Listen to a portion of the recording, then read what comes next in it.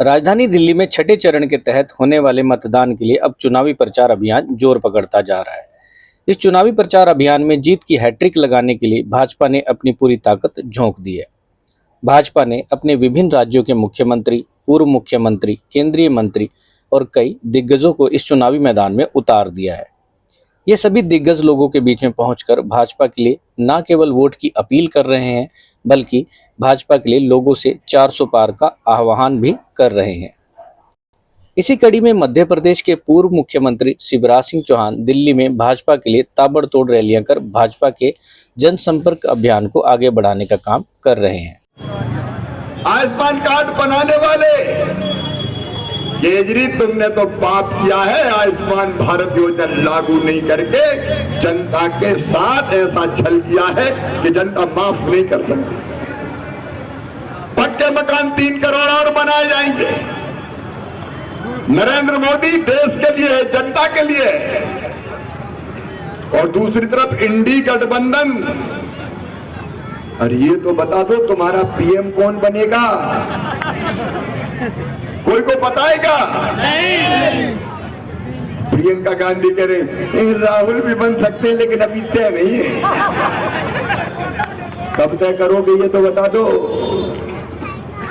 भाई। दूसरी पार्टी कह रहे कि बारी बारी से बन जाएंगे, 6 महीना एक, 6 महीना दूसरा। बताओ ये 6-6 महीने वाले चलेंगे क्या? ऐसे देश चल सकता है क्या? सीट लड़ रहा है 22-24 और कह रहे 1 करोड़ रोजगार दे देंगे। मारे इंडी गठबंधन वालों।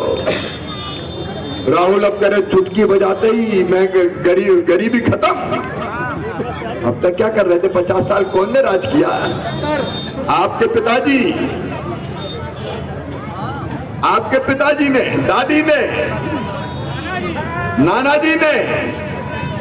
तब गरीबी नहीं हटी। ऐसा झूठ बोलते हैं सफाई से, अरे झूठ बोलते हैं, इनको शर्म भी नहीं आती। और इसलिए मैं आज आप सबसे कहने आया हूं, मेरी बाकी और सभाएं हैं, मेरे बहनों और भाइयों। मध्य प्रदेश में नारी शक्ति के लिए मामा की उपाधि प्राप्त करने वाले शिवराज सिंह चौहान ने दिल्ली के पंजाबी बाग इलाके में पश्चिमी दिल्ली से भाजपा प्रत्याशी कमलजीत सहरावत के समर्थन में चुनावी जनसभा में हिस्सा लिया, जहां उन्होंने नारी शक्ति की बात की। इस दौरान शिवराज सिंह चौहान ने केंद्र सरकार द्वारा महिलाओं के लिए किए गए तमाम कार्यों को भी गिनाया। उन्होंने कहा कि भाजपा देश की महिलाओं को लखपति दीदी बनाने का काम कर रही है, महिलाओं को सम्मान देने का काम भी किया। जबकि दूसरी ओर दिल्ली की केजरीवाल सरकार अपनी ही पार्टी की महिलाओं को अपमानित करने का काम किया है। शिवराज सिंह चौहान ने कहा कि इस बार प्रधानमंत्री नरेंद्र मोदी ने ठाना है कि करोड़ों महिलाओं को लखपति दीदी बनाना है। चुनावी जनसभा को संबोधित करते हुए शिवराज सिंह चौहान ने राम मंदिर के मुद्दे पर भी विपक्ष पर जमकर निशाना साधा। आपको मामा की उपाधि दी गई है, बतौर महिलाओं को लेकर के क्या कहें? भारत ये मानता है, दुर्गा सप्तशती में कहा है, हर स्त्री देवी की मूर्ति है और हर बेटी साक्षात देवी है। और इसलिए हमारे यहाँ बेटियों की पूजा की परंपरा है। मध्य प्रदेश में मैं भी कोई कार्यक्रम बेटियों की पूजा के बिना प्रारंभ नहीं करता, लेकिन अरविंद केजरीवाल ने दिल्ली को कलंकित करने का पाप किया है। एक बहन को, एक बेटी को अपमानित किया गया है। जो बेटी घर आई उनकी पार्टी की कार्यकर्ता थी, उनसे बात करने में क्या दिक्कत थी? उनको समय देने में क्या दिक्कत थी? बात करना दूर, उनको पिटवाया गया। अरविंद केजरीवाल, ये मत भूलना ही कि ये वो भारत है जहां एक द्रौपदी जी का अपमान हुआ था तो महाभारत हो गया था। महाभारत। ये देश बहन और बेटी के अपमान को कभी सहन नहीं करेगा। ये आम आदमी पार्टी नहीं है, अहंकारी आदमी पार्टी बन गई है। आपने अपने चुनावी संबोधन में भी लखपति दीदी की बात करी, उसको लेकर के क्या? बहन और बेटी की आंखों में आंसू नहीं रहनी चाहिए, चेहरे पर मुस्कुराहट आना चाहिए। प्रधानमंत्री जी ने कहा है लखपति दीदी बनाएंगे 3 करोड़। लखपति दीदी का मतलब है साल में जिनकी आमदनी 1 लाख रुपया से ज्यादा हो। मध्य प्रदेश में ऐसी 15 लाख लखपति दीदी है। देश में 1 करोड़ है। तो बेटियां और बहनें अब गरीब नहीं रहेंगी, उनको लखपति बनाने का काम होगा। देखो, शिवराज जी की अलग ही जो है ना छवि है और बहुत ही एक जनमानस के नेता है वो। तो हमारे बीच में हमें बड़ी खुशी हुई आज मामा जी जो है, जगत मामा जो हमारे बीच में आया और सभी ने बड़ा खुशी जाहिर करके खड़े होकर उनको प्रणाम किया। बहुत बहुत बधाइयाँ उनको, धन्यवाद हमारे बीच में आए।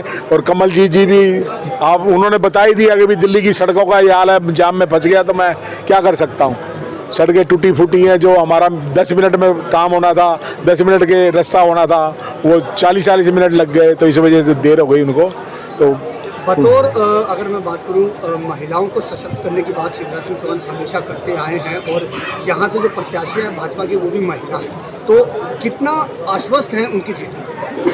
देखो, महिलाएं और पढ़ी लिखी महिलाएं, आप ये देखना वो फराटेदार इंग्लिश बोलती हैं, 50-55 देशों का दौरा कर चुकी हैं और उससे जुड़ चुके हैं, मतलब काफ़ी पढ़ाई के इंस्टीट्यूट से जुड़ी हुई हैं और उन्होंने काम करके दिखाया है, महापौर रही है हमारे यहाँ।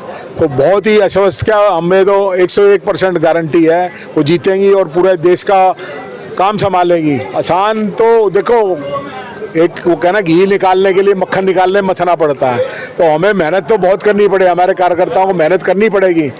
पर ये जो है ना बिल्कुल सामने है कि भाई कोई इसमें दिख ही नहीं रहा, कोई चुनौतीपूर्ण आपस में टकराव भी नहीं है। आमने सामने आप पत्रकार लोग हैं, आप भी देख रहे हैं, पूरे क्षेत्र में देख रहे हैं कि भाई क्या परिस्थिति बनी हुई है। हर एक आदमी मोदी को चाह रहा है, क्योंकि बाहर के लोग भी, विदेशों के लोग भी मोदी को चाहते हैं और देश के वासी तो उनसे बड़ा प्रेम करते हैं। और कोई किसान है, युवा है, महिला है, उद्योगपति है, उन्होंने देश को कहाँ ऊंचाई तक पहुँचा दिया। आज देश का GST कलेक्शन कितना हो गया है, जो 40,000 करोड़ था 2 लाख करोड़ पहुँचा हुआ है। हर एक उनकी काल में खुश है, किसान खुश है, मजदूर खुश है, महिला खुश है, सबको उन्होंने मौका दिया है। तो ये बहुत बड़ी बात है।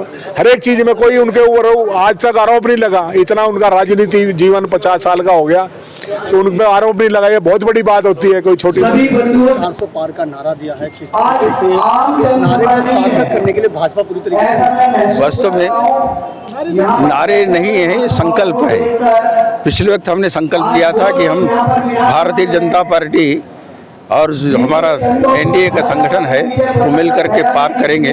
हमने 300 पार का लक्ष्य दिया था और वही लक्ष्य जब पहले 300 पार का दिया तो उसको पूरा किया।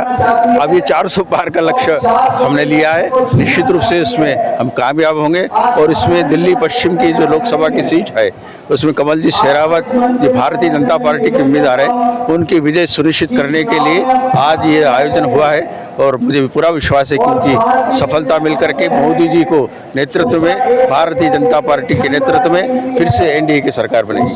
दिल्ली में 7 सीट है और 7 सीट अभी भाजपा के पास थी, लेकिन अब केवल 1 सीट को छोड़ दिया जाए तो तमाम चेहरे नए प्रत्याशियों को उतारा है। इंडिया गठबंधन के सामने कितना आसान होता है? कोई नया नहीं होता है और कोई पुराना नहीं होता है।